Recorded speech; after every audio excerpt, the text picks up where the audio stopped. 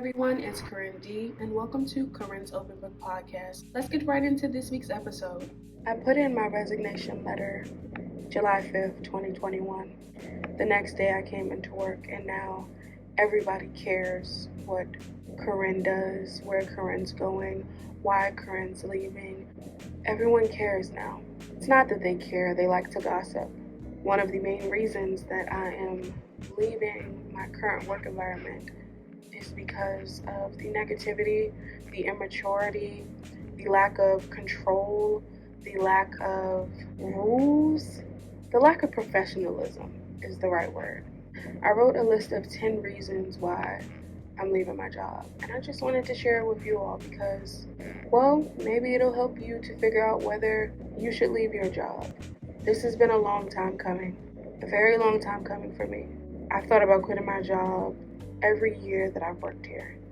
And then I thought about staying until retirement. And then I realized when I looked at everyone around me and how miserable they were trying to make it to retirement and how everyone has negative things to say about here but will stay here until retirement, I realized I don't want to end up like them.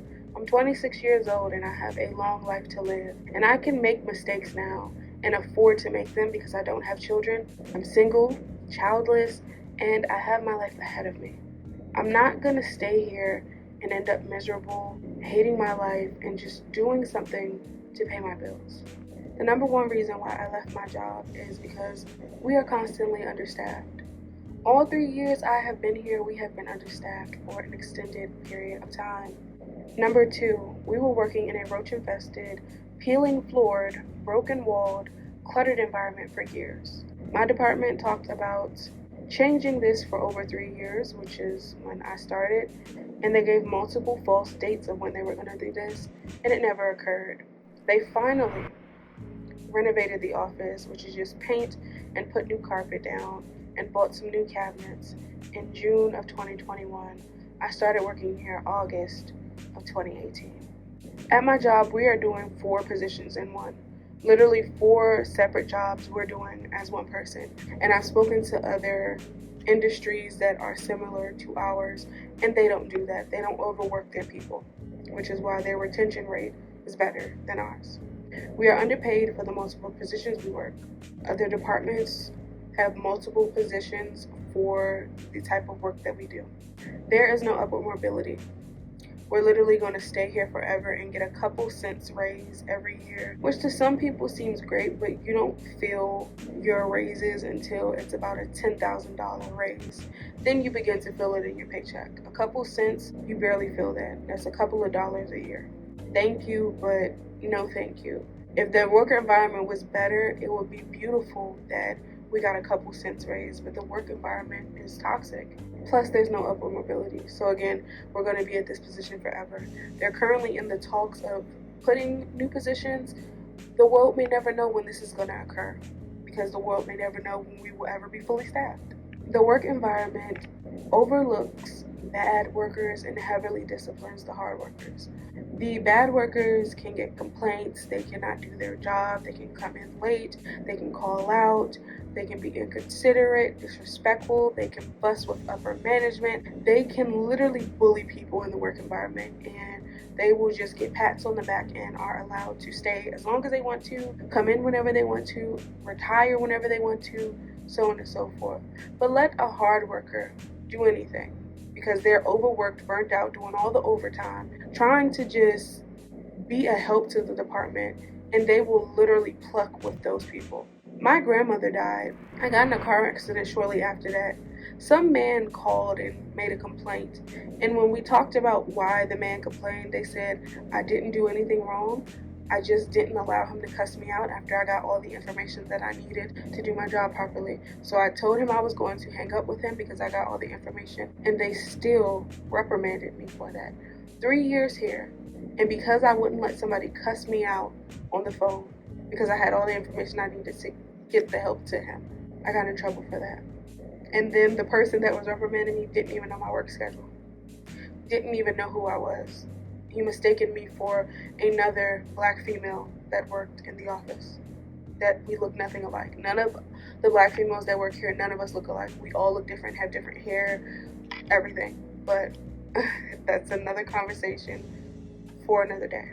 The work environment is ruled by gossip and negativity. So there is one specific person that is allowed to move from different positions within the company and also be able to gossip between the rookies at the location and the top of the top head honchos here. And they are allowed to spread gossip, lies, nonsense. They're allowed to write memos and memoirs about people, even go to the extent of trying to pull other people in to hate other people to add to said memoirs.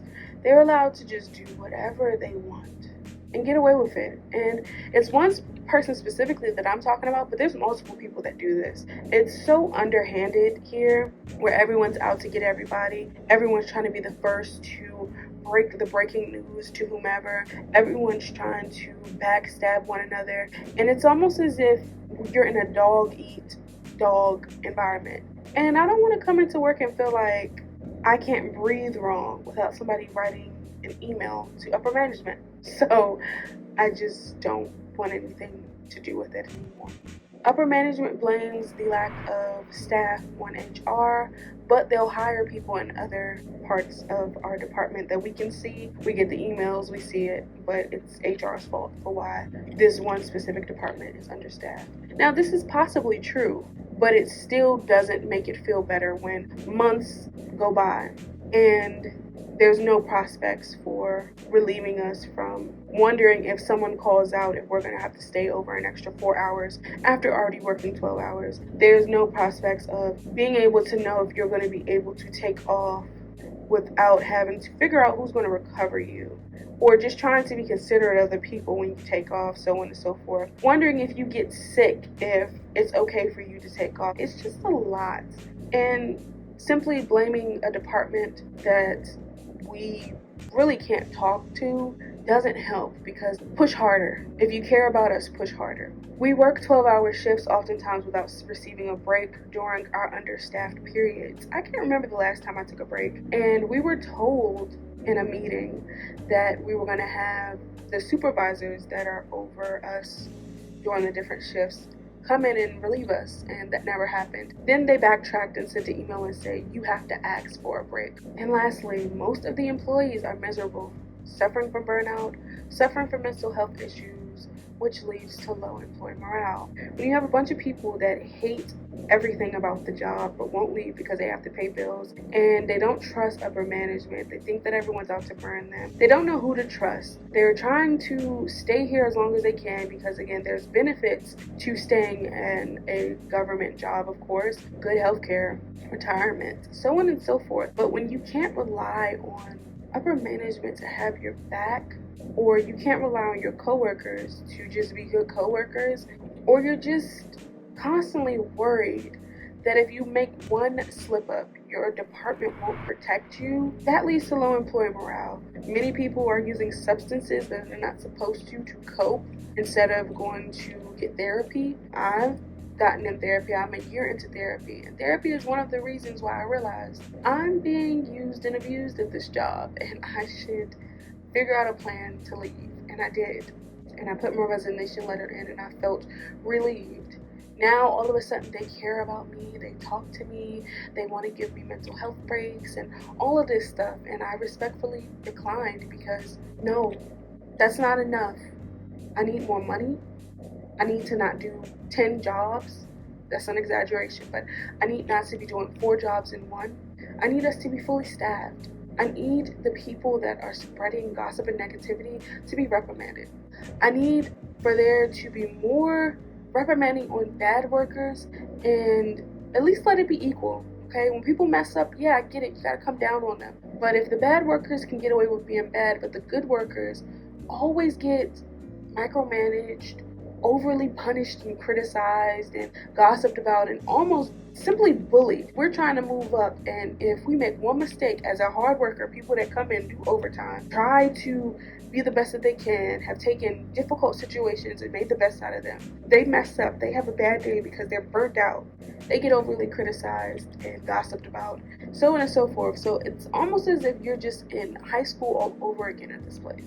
I know that there are people that are probably going to watch this video and be like, oh my gosh, you're talking about us. Well, I don't work here anymore.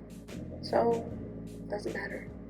There are people I'm going to miss, but there are more people that I'd rather never see again. And they're asking me what I'm going to do. And I'm just telling them a roundabout thing that I'm going to do. I'm letting them come to the speculations for themselves. Some would say I'm doing clerical work. Some would say I'm doing this. Some would say I'm doing that.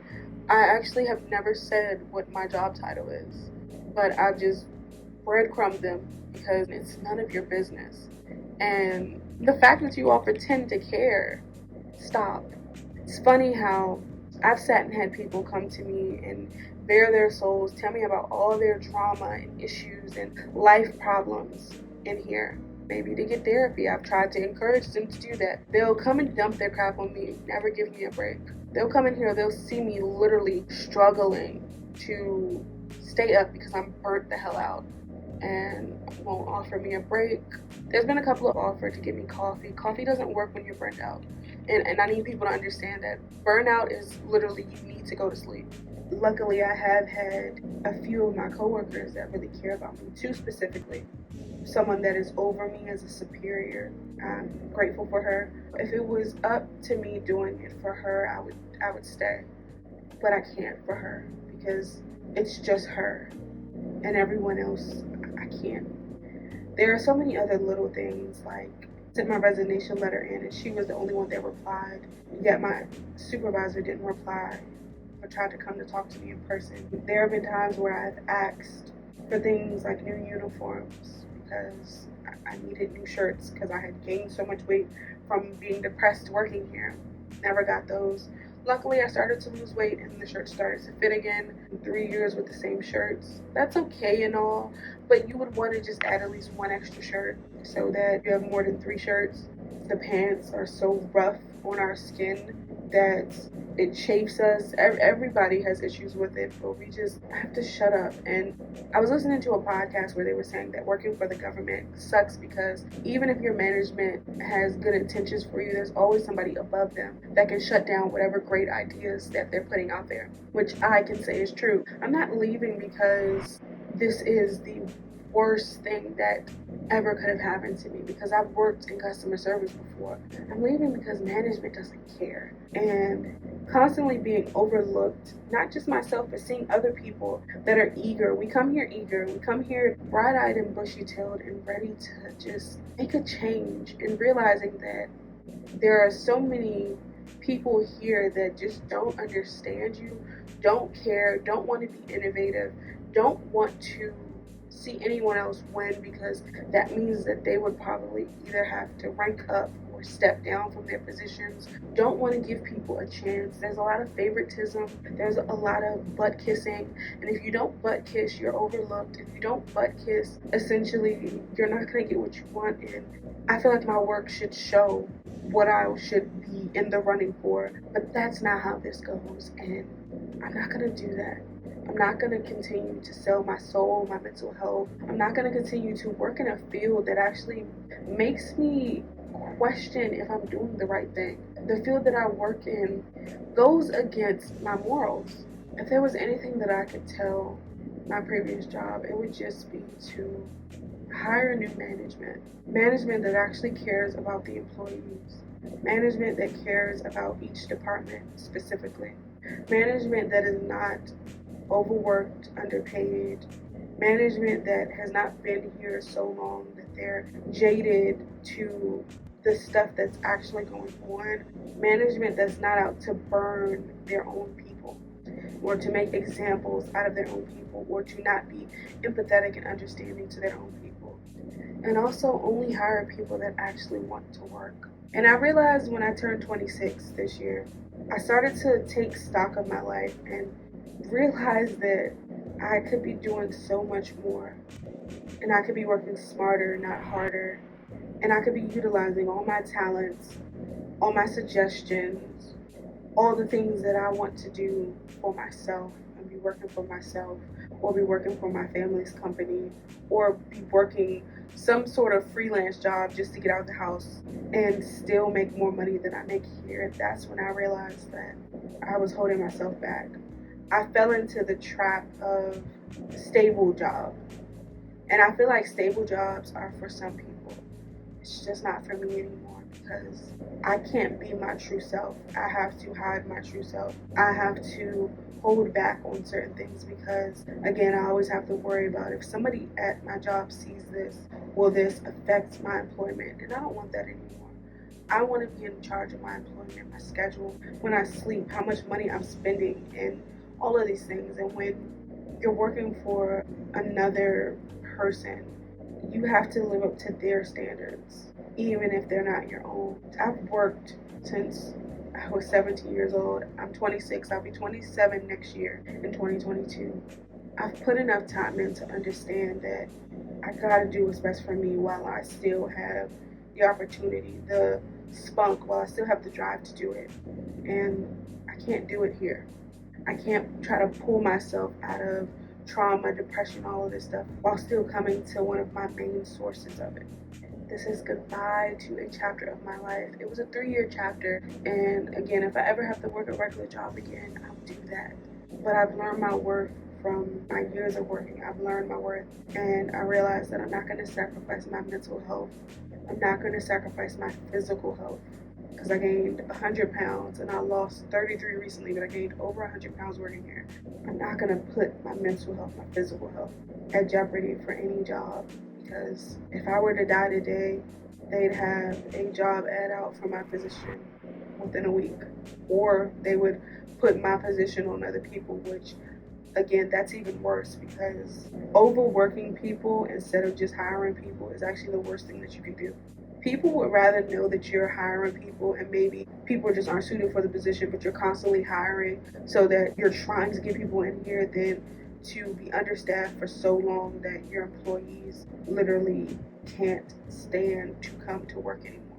I'm able to just live my life the way that I want to, travel, speak how I want to, dress how I want to, talk how I want to, just be free, to be creative, to work from home, to have the ability to do different things, try different endeavors, and fail if I do, and succeed if I do, but do it on my terms. I want to be liberated. I want to thank you so much for listening. Please like, comment, share, and subscribe. You could have been doing anything else, but you chose to spend some time with me, and I really do appreciate it. Bye, everyone.